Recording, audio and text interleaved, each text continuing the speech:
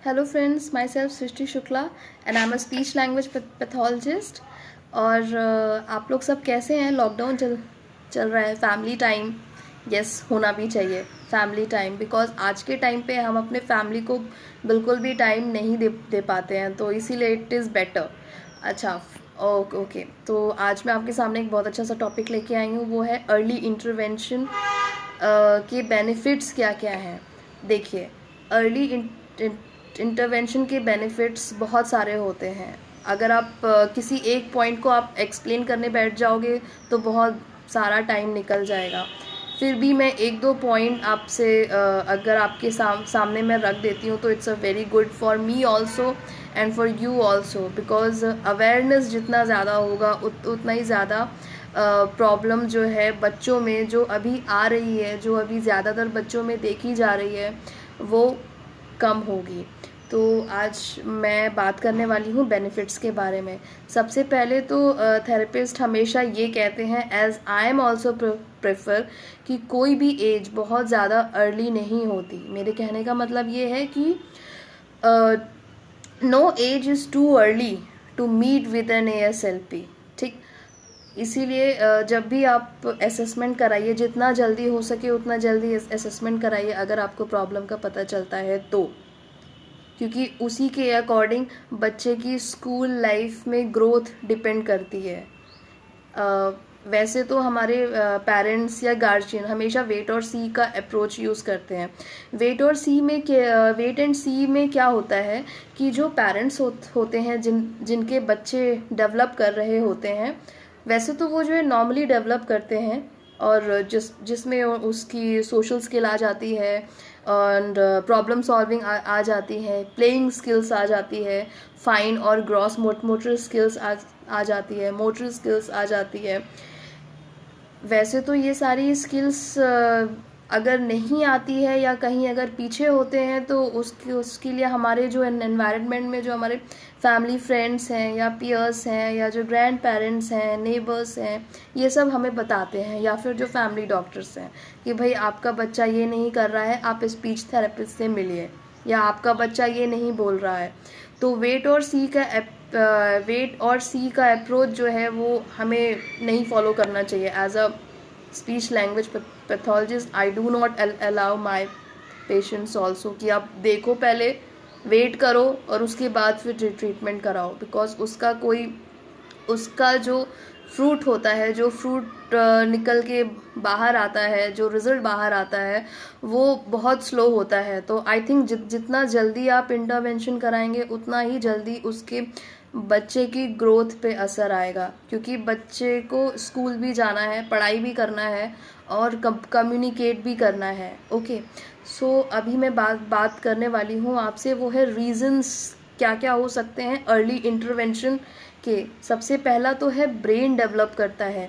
Brain हमारे body का बहुत इम्पॉर्टेंट पार्ट है, क्योंकि ब्रेन, वैसे तो ब्रेन जो है जब बच्चा 1 साल से 3 साल का होता है तब तक ब्रेन काफ़ी कुछ डेवलप कर चुका होता है, लेकिन फिर भी it is not only just involve treatment. या मैं अर्ली इंटरवेंशन के बारे में बात कर रही हूँ कि अर्ली इंटरवेंशन जो है वो not just involve treatment but also educate parents, support parents और गाइड पेरेंट्स।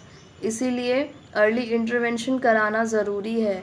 फिर मैं बात करती हूँ यहाँ पे ब्रेन डेवलपमेंट के बारे में। वैसे तो मैं बात कर ही रही हूँ ब्रेन डेवलपमेंट के बारे में, बट मुझे लगा शायद आपको नहीं पता हो, इसलिए मैं बता दूँ। वैसे तो 1 साल से लेके 3 साल तक के बीच में बच्चे का दिमाग डेवलप कर चुका होता है, बट फिर भी इन्फेंट्स हैं, टॉडलर्स हैं या प्री स्कूल वाले जो बच्चे हैं जिनका ब्रेन डेवलप कर रहा है, या इन्फेंट्स जो हैं जिनका ब्रेन डेवलप कर रहा है, ड्यूरिंग दैट टाइम अगर उनको जो है लर्निंग कम्युनिकेशन स्किल्स में प्रॉब्लम होती है, then you should meet speech therapist, तो आपको मिलना चाहिए। दूसरा है एलिमिनेशन। एलिमिनेशन का मतलब होता है कि बच्चा डेवलप तो कर रहा है बट कुछ प्रॉब्लम है जो कि माइनर है, जो कि फाइन है, वो अगर हमें पकड़ में आ जाए तो हमारा जो एजुकेशन वाला पार्ट है वो बेटर हो जाएगा, या जो कम्युनिकेशन वाला पार्ट है वो बेटर हो जाएगा। For an example articulation, yes, articulation का मतलब है कि बच्चा कि फॉर एन एग्जाम्पल कुछ साउंड नहीं बोल रहा है जो कि क्लियर नहीं है, या उसको आता ही नहीं है कि ये साउंड कैसे बोलते हैं, जिसकी वजह से वर्ड इफेक्ट होता है, और उसकी वजह से जब वो सेंटेंस बोलता है तो उस टाइम इफेक्ट कर जाता है। फिर मैं बात करती हूँ यहाँ पे, थर्ड पॉइंट है मेरा रीमेडिएशन। रीमेडिएशन बहुत इंटरेस्टिंग चीज़ है, क्योंकि इसमें जो बच्चा है वो अपनी डेली रूटीन की जो एक्टिविटी है वो इन्वॉल्व होता है, जिसमें कम्युनिकेशन स्किल्स इन्वॉल्व होती है। बेसिकली यहाँ मैं बात करने वाली हूँ कि ये बहुत ही मोर इफेक्टिव कम्युनिकेटर पॉइंट है कि जहाँ पे बच्चा अपने पेरेंट्स के साथ होता है और अपनी डेली रूटीन की एक्टिविटीज़ को शेयर करता है। और अगर आप रीमेडिएशन करते हैं तो बच्चे के अंदर जो फ्रस्ट्रेशन है, या जो डिप्रेशन है, या जो निगेटिव बिहेवियर्स है वो ख़त्म हो जाएंगे। और उसके लिए आपको बच्चे के साथ बातें करना होगा, टाइम स्पेंड करना होगा, उसके साथ खेलना होगा। रीमेडिएशन एक तरह से अगर मैं बोलूँ तो पेरेंट के लिए बहुत क्रूशियल रोल है ये रीमेडिएशन, कि जहाँ पे वो बच्चे की डेली रूटीन वाली चीज़ें उठा के उससे पूछ रहे हैं, बात कर रहे हैं कि अच्छा बताओ तुमने सुबह क्या किया या क्या नहीं किया, या खाना खाया तो क्या खाया, ब्रेकफास्ट किया, कब सोने गए। तो ये सारे छोटे छोटे क्वेश्चंस हैं जो कि कम्युनिकेशन स्किल्स को बिल्ड करते हैं। फिर है कंपेंसेटरी स्ट्रैटेजीज। कंपेंसेटरी स्ट्रैटेजीज इसलिए इम्पॉर्टेंट है क्योंकि इसमें जो है हम बच्चे को पुश कर देते हैं, हम बच्चे को सपोर्ट कर देते हैं कि सपोज़ अगर बच्चे को कुछ चाहिए तो हम उसका सेंटेंस बन जाते हैं कि like what do you want, या क्या चाहिए आपको, या आपको खाने में क्या चाहिए, या आपको पीने में क्या चाहिए। तो ये सारी चीज़ें, ये सारे सेंटेंस जो हैं वो हेल्प कर देते हैं बच्चे को कि मुझे क्या चाहिए। Okay, so now I am going to tell you about the science कि कहाँ कहाँ बच्चा अगर नहीं बोल रहा है तो आपको स्पीच लैंग्वेज थेरेपिस्ट के पास जाना चाहिए। सबसे पहले तो है कि 12 महीने, 15 महीने और 18 महीने। 12 महीने का बच्चा डाडा डाडा ज़रूर बोल लेता है। अगर नहीं बोल पा रहा है then definitely you should meet speech language pathologist. फिर bye bye, shaking head for no, चाहिए नहीं चाहिए तो नहीं, नॉट करना, नाम, उसका नाम बुलाने पर रिस्पॉन्ड कितना कर रहा है। सपोज़ आपने बच्चे का नाम बुलाया और वो सुन ही नहीं रहा है, लिसन ही नहीं कर पा रहा है, या वो समझ ही नहीं पा रहा है, तब आप मिलिए स्पीच लैंग्वेज पैथोलॉजिस्ट से। फिर है अगर आपका बच्चा अपनी चीज़ों को अपनी चीज़ों को सपोज़ अगर उसको कोई चीज़ चाहिए, बहुत छोटा बच्चा है 12 महीने का या 15 महीने का, वैसे मैंने बता दिया आपको 12, 15 और 18 महीने के बच्चे अगर अपनी चीज़ों को फुलफिल नहीं कर पाते, आपसे कम्युनिकेट नहीं कर पाते हैं जब उसको हेल्प चाहिए। सपोज़ अगर आपने बोला पानी चाहिए, अब उस चीज़ के लिए अगर वो अपने हेड को ऐसे नहीं हिला रहा है, या खाना खाना है, अब बच्चे को नहीं खाना या नो का रिप्लाई करना है और वो बच्चा नो का मतलब नहीं समझ रहा है, तो आपको स्पीच लैंग्वेज पैथोलॉजिस्ट से मिलना चाहिए। फिर है ऑब्जेक्ट को देखना, पॉइंट करना, ये चाहिए, फ्लावर चाहिए, कप चाहिए, चॉकलेट चाहिए, पॉइंटिंग ये चाहिए। अगर बच्चा ऐसे पॉइंट नहीं कर रहा है तो ये साइंस है कि आपको मिलना चाहिए। फिर है चीज़ों को देखना। सपोज़ आपने जो है बच्चे को बोला लुक एट दैट, या फिर वो देखो चिड़िया जा रही है, एरोप्लेन जा रहा है, जो हम हमारे साथ बचपन में हम लोगों ने भी किया है। अगर ये बच्चा नहीं कर रहा है, नहीं सुन रहा है, अटेंशन नहीं दे रहा है, तो आप स्पीच लैंग्वेज पैथोलॉजिस्ट से मिलिए। फिर है 18 मंथ्स और 24 मंथ्स में बच्चा क्या क्या नहीं बोलता है। अगर नहीं बोलता है तभी आप जाइए।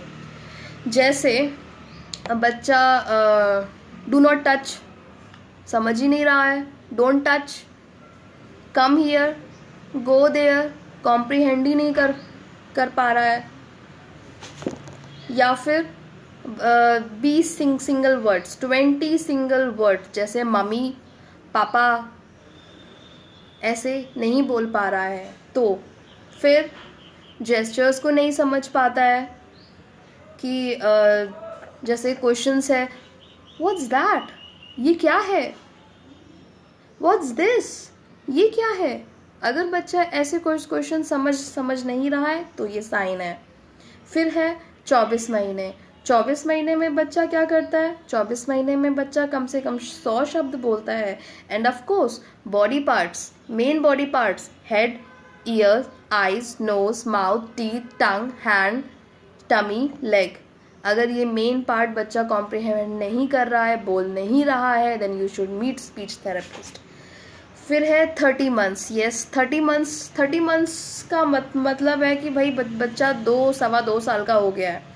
तो जब बच्चा 2-2.25 साल का हो जाता है और बच्चा 300 शब्द नहीं बोल रहा है, खाना, रन, भागना, ईट और फॉल ऐसे शब्द नहीं बोल रहा है, और 2 वर्ड फ्रेजेस जैसे पापा कम, मम्मा गो, या पापा आओ, मम्मा जाओ, खाना खाओ, ऐसे अगर मिला के 2 शब्द नहीं बोल रहा है तो आपको स्पीच थेरेपिस्ट से मिलना चाहिए। अच्छा हाँ, एक और पॉइंट रह गया, वो ये है कि अगर बच्चा अपने टॉयज़ के साथ कितना खेल रहा है, मतलब कितना प्रिटेंड कर रहा है। सपोज़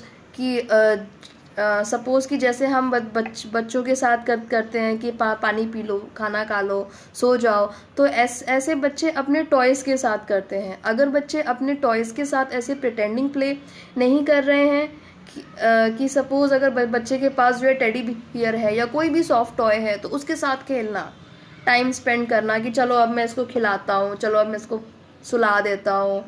तो ऐसे अगर चीज़ से बच्चे नहीं कर रहे हैं, then you should meet speech language pathologist for early intervention. क्योंकि जितना जल्दी इंटरवेंशन होगा उतना जल्दी बच्चे का असेसमेंट होके, इवैल्यूएट होके थेरेपी स्टार्ट होगी, जिससे उसका एकेडमिक पार्ट और नॉट ओनली एकेडमिक पार्ट, जो कम्युनिकेशन स्किल है वो भी बेटर होगा। ओके, सो फिलहाल आज के लिए तो इतना बहुत काफ़ी लेंदी था, बट आई ट्राई कि मैं नेक्स्ट वीडियो थोड़ा शॉर्ट बनाऊँ। Okay, so take care, stay safe, stay healthy. Bye bye. See you in my next video.